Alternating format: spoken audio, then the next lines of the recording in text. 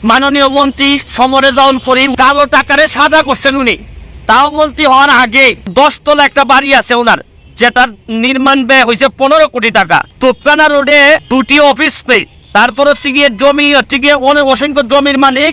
তারপর রাজধানীতে 4 শতাংশ জমিতে একটি বহুতল পাকা বাড়ি, যার মূল্য কয়েক কোটি টাকা।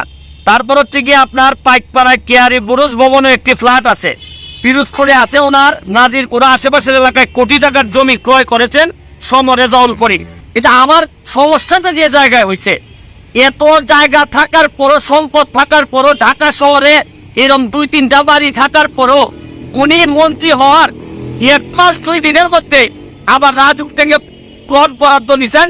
তাও আমার কথা হচ্ছে যে কত টাকা লাগে একটা মানুষের। এই যে মৎস্য ও প্রাণী সম্পদ মন্ত্রণালয়ের তথ্য অনুযায়ী উনার জন্ম কিন্তু হচ্ছে 1962 সালে। 71 সালে যদি মুক্তিযুদ্ধ হয়ে থাকে তাহলে উনার বয়স হয় মাত্র 9 বছর। 9 বছর বয়সে উনি মুক্তিযোদ্ধা কিভাবে হলেন আমার জানা নাই, কারণ আমার মেয়ের বয়স 9। এই মেয়েকে স্কুলে পাঠাইতে গেলে একটা মানুষকে দিয়ে আমার স্কুলে পাঠাইতে হয়। তাহলে আমি কোনোভাবে মিলাইতে পারতেছি না যে 9 বছর বয়সে উনি কিভাবে মুক্তিযোদ্ধা হইলেন। এটা আমার কোনোভাবে মিলতেছে না। ডিজিটাল বাংলাদেশ দরকার, কিন্তু ডিজিটাল ব্যবস্থার অপব্যবহার করে যারা, তাদেরও বিচারের জন্য যদি ব্যবস্থা না হয়, সেটাও কিন্তু এক প্রকার দায় মুক্তি তাদের জন্য হয়ে যায়। মাননীয় সদস্য জনাব সৈয়দ সাইদুল হক হবিগঞ্জ 4 একটি সম্পূরক প্রশ্ন করুন। শুরু করিতেছি মহান আল্লাহর নামে, যিনি পরম করুণাময় এবং অত্যন্ত দয়ালু। মৎস্য ও প্রাণী সম্পদ মন্ত্রী তিনি হচ্ছেন গিয়ে আমাদের মাননীয় মন্ত্রী সমরেজাউল করিম। উনি হচ্ছেন গিয়ে আমার জন্য একটি আইডল, আদর্শের জায়গা বলতে পারেন। আমি ওনাকে আদর্শ হিসাবে মনে করি এবং মনে করতাম আগে থেকেই। ওনার কথা শুনলে আমার কাছে মনে হতো আমি হাঁ করে তাকিয়ে থাকতাম যে এত সুন্দর কথা বলেন, এবং আমি ওনার মতোই হতে চাইতাম। কিন্তু আজকে যখন দেখলাম যে একটা নিউজ আসছে, আমি জানি না আপনারা দেখেছেন কিনা, সমকালে একটা নিউজ আসছে। এই নিউজটা পড়ার পর আমার কাছে, এই সমকালের নিউজটা আমার কাছে পড়ার পর আমার মনে হয়েছে যে 2-1টা কথা আমার মনে হয় বলা উচিত।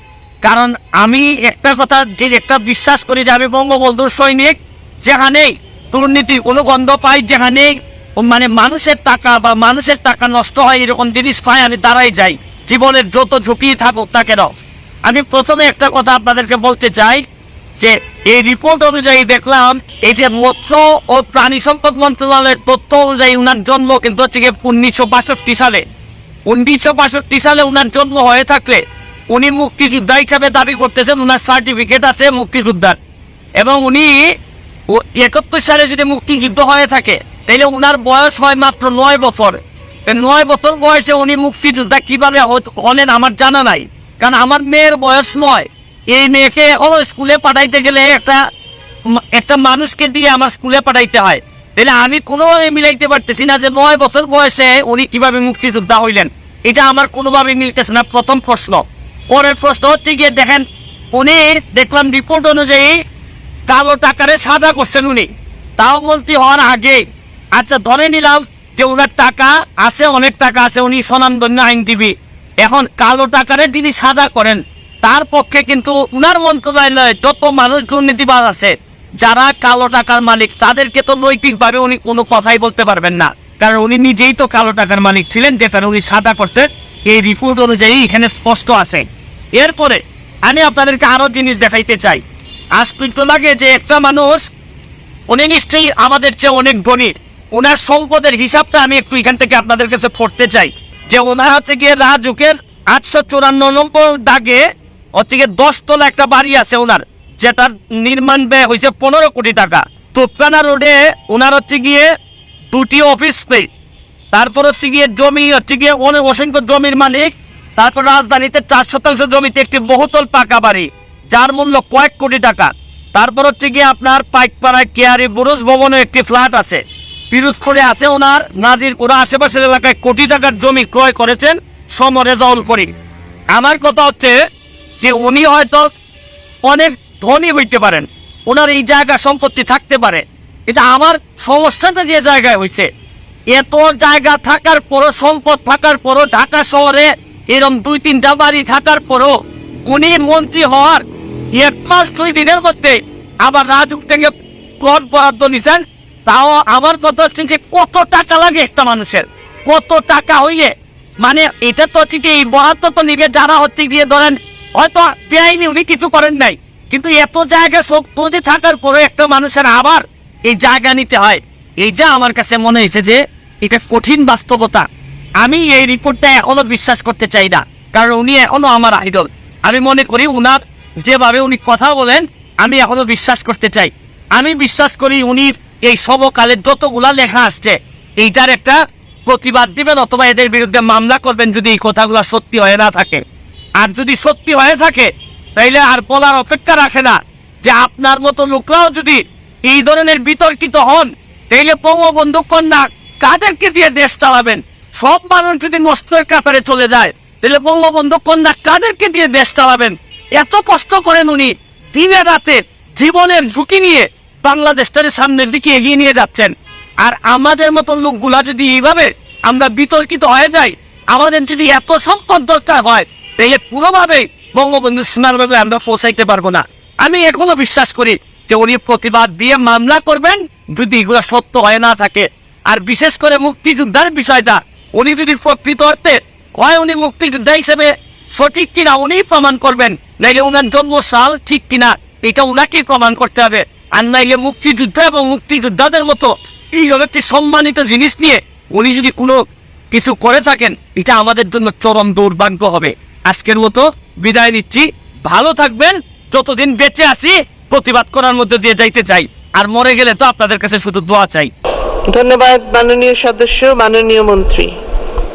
মাননীয় স্পিকার, আপনাকে ধন্যবাদ এবং বিশেষভাবে আপনাকে অভিনন্দন যে এই মহান জাতীয় সংসদে আপনি 4 বার স্পিকারের দায়িত্ব পালন করে আপনার প্রজ্ঞা, আপনার যোগ্যতা, আপনার ধীশক্তি এবং অনন্য অসাধারণ দায়িত্ব পালনের মধ্য থেকে জাতীয় সংসদকে সকলের কাছে গ্রহণযোগ্য গণতান্ত্রিক চর্চার প্রতিষ্ঠানে পরিণত করেছেন।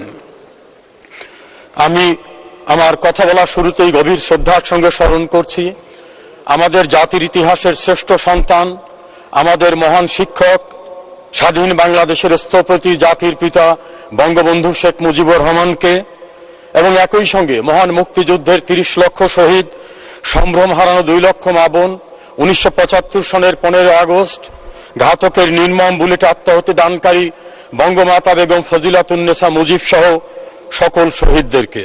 এবারে নির্বাচনটা ছিল একটি কঠিন অবস্থা, কিছুটা দানবীয় শক্তির সঙ্গে যুদ্ধ করতে হয়েছে, তবে সাধারণ মানুষের ভালোবাসায় আমি নির্বাচিত হয়ে আসার সুযোগ পেয়েছি।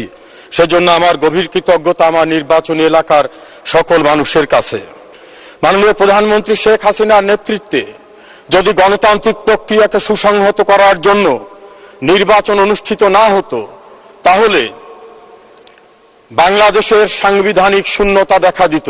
বাংলাদেশ আজ বিশ্বের কাছে উন্নয়নের রোল মডেল।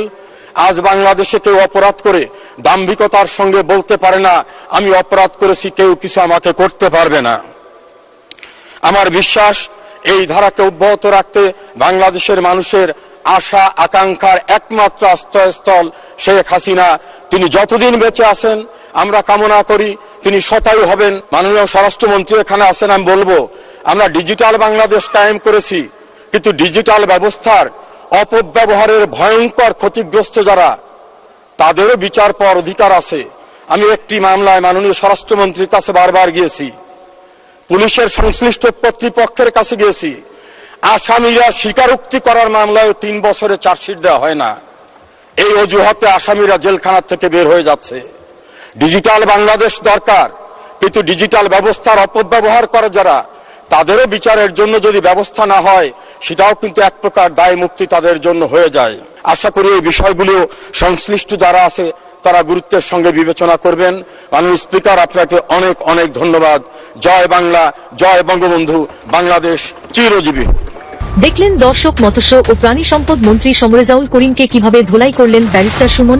যেখানেই অন্যায় দুর্নীতি সেখানেই ব্যারিস্টার সুমন ভাইয়ের সাহসী প্রতিবাদ। এই রেজাউল করিম কোটি কোটি টাকা লুটপাট করেছে এবং ভুয়া মুক্তিযোদ্ধার পরিচয় দিয়ে কোটি কোটি টাকা হাতিয়ে নিচ্ছে সরকারের কাছ থেকে, কিন্তু তার বিরুদ্ধে কেউ কথা বলার সাহস পায় না, কারণ তিনি মৎস্য ও প্রাণী সম্পদ মন্ত্রী।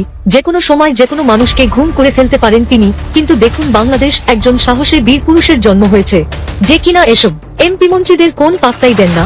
সকল এমপি মন্ত্রীদের চুরি দুর্নীতি তিনি সাহসিকতার সহিত ফাঁস করে দেন, তাই তো তাকে এখন বাংলার ফাটাকেষ্ট বলা হয়। তিনি আর কেউ নন, তিনি আমাদের সকলের প্রিয় ব্যারিস্টার সুমন ভাই।